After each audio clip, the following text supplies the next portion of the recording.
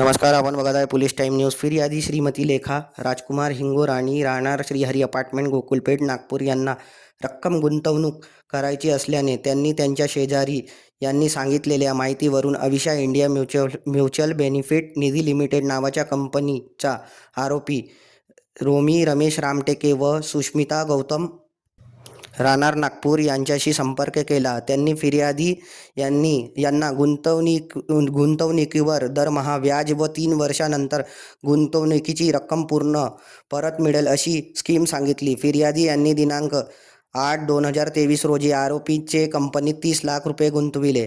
आरोपी यांनी फिर्यादी यांना मॅच्युरिटी प्रमाणपत्र दिले. फेब्रुवारी 2024 पर्यंत आरोपींनी फिर्यादीस गुंतवणूक केलेल्या रकमेवर 1% व्याज दरमहा दिले.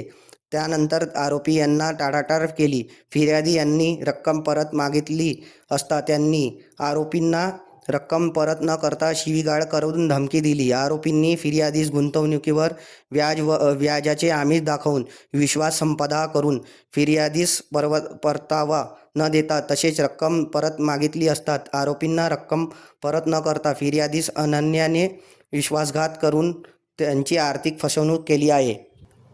या प्रकरणी फिर्यादी यांनी दिलेल्या तक्रारीवरून व अर्जाचे चौकशीवरून पोलीस ठाणे सीताबर्डी येथे गुन्हा दाखल केला आहे. पुढील तपास सुरू आहे.